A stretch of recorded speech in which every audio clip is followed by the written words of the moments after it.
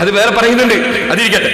ഇനി കേട്ടോളെ, ഇനി മൂപ്പരെന്നെ പറയും, ഇങ്ങനെയൊക്കെ പറയും. നിങ്ങൾക്കൊരു സംശയം ഉണ്ടാവുമല്ലോ, ഇത് ഇയാൾക്ക് എന്തോ ഉണ്ടോ എന്നൊരു സംശയം ഉണ്ടാവും. അപ്പൊ അയാൾ എന്നെ പറയുന്നത് സംഗതി ശരിയാണ്, എന്റെ വർത്താനത്തിന് വലിയ ക്രോഡീകരണമൊന്നും ഉണ്ടാവില്ല, അതായിരിക്കും കേൾക്കാൻ പോകുന്നത്. അയാളെ പ്രസംഗത്തിൽ അങ്ങനെ ക്രോഡീകരണമൊന്നും ഉണ്ടാവില്ല. സാധാരണയാണല്ലോ, ശരിയില്ലാത്തവരങ്ങനെ തന്നെയല്ലേ. പറയട്ടെ, ഞാൻ വിഷയത്തിലേക്ക് വരികയാണ്. ഓരോന്നോരോ എന്റെ വിഷയത്തിന് ചിലപ്പോൾ കൃത്യമായ ക്രോഡീകരണം ഉണ്ടായിക്കൊള്ളുന്നില്ല. മൂപ്പരെ വിഷയത്തിൽ ഒരു കൃത്യമായ ക്രോഡീകരണമൊന്നും ഉണ്ടാവില്ല, അങ്ങനെ തന്നെയല്ലേ സാധാരണ അങ്ങനത്തെ ആൾക്കാർ. അപ്പോ കൃത്യമായ ക്രോഡീകരണമൊന്നുമില്ല. ഇനി നിങ്ങൾക്ക് കേൾക്കണോ? ഇയാള് പറയുന്നത് എന്നെ തന്നെ വിളിക്കുന്നു. ഒരാൾക്ക് അസുഖം ഉണ്ടോ ഇല്ലെന്ന് മനസ്സിലാകുക ലക്ഷണം കൊണ്ടല്ലേ. അപ്പൊ അയാൾ എന്നെ തന്നെ പിന്നെ വിളിക്കുന്നത് ഹബീബേ കാക്കാ. അത് കേട്ടോളി. സുഹൃത്തെ, നിങ്ങൾ പതുക്കെ പറയുന്നില്ലേ? നീ സുഹൃത്തെ വിളിച്ചോട്ടെ, ചിലപ്പോ നന്നായെങ്കിലോ. ഹബീബേ, സുഹൃത്തെ, കാക്കേ ഒക്കെ വിളിക്കാലോ. നന്നാവോ നോക്കട്ടെ. ഞാൻ നന്നാവോ നോക്കണം ഇയാൾ. അതിനയാൾ എന്നൊന്ന് സുഹൃത്തേ, ഹബീബേ, കാക്കേ എന്നൊക്കെ വിളിക്കുകയാണ്. നല്ലോരെ നീയത്താട്ടോ, നല്ല നീയത്തായി മനുഷ്യൻ്റെ. ഇനി നിങ്ങൾ ഒന്ന് കേൾക്കണോ? ഇയാള് ഇങ്ങനൊക്കെ പറഞ്ഞിട്ട് ഇയാൾ പറയുന്നത് ഞാനിവിടെ പെരിങ്ങാടി മുഖാമുഖത്ത് ഒരു മൗലവിനെ പറ്റി പറയും. ആര്? ഒരു മൗലവിയുണ്ട്, പഴയ കാലത്ത് കുറച്ച് നല്ല പുസ്തകങ്ങളൊക്കെ എഴുതിയും നിവർത്തനം ചെയ്യുകയൊക്കെ ചെയ്തൊരു മൗലവി. പിൽക്കാലത്ത് അയാൾ കള്ളത്തരീക്കത്ത്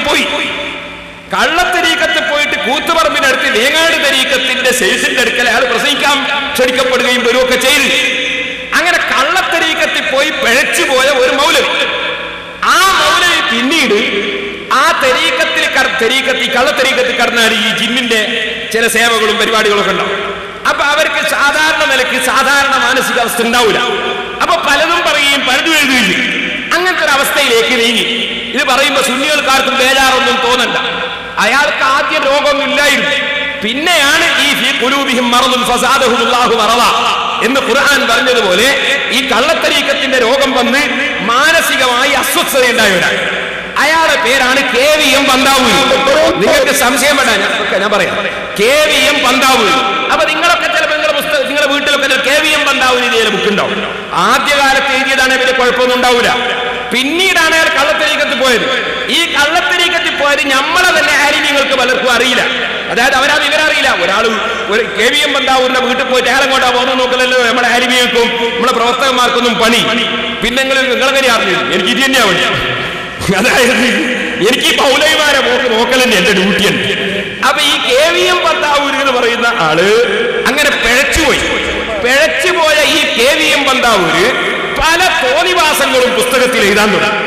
ഈ തോന്നിവാസങ്ങൾ എഴുതിയത് മനസ്സിലാക്കാതെ നമ്മളെ ചില പ്രവർത്തകന്മാരും നമ്മളെ ചില ആളുകളും തന്നെ ഇയാള് നേരത്തെ അറിയപ്പെടുന്ന മൊഴിയാളല്ലേ എന്ന് വിചാരിച്ചിട്ട് ഇയാൾ കൊണ്ട് കൊടുക്കുന്നതിനൊക്കെ ഒരു അവതാരികത്തിന് കൊടുക്കാം. ഉദാഹരണം പറഞ്ഞാല് EK വിഭാഗം സമസ്തയുടെ ആളുകളും AP വിഭാഗം സമസ്തന്റെ ആളുകളും എല്ലാവരും എഴുതി കൊടുത്തിരിക്കുന്നത് അയാള് ഫതുൽ മൈൻ പരിഭാഷ പരിഭാഷ എഴുതിയപ്പോ എല്ലാവരും എഴുതി കൊടുത്തിരുന്ന അയാൾക്ക് അവതാരിക്കാം.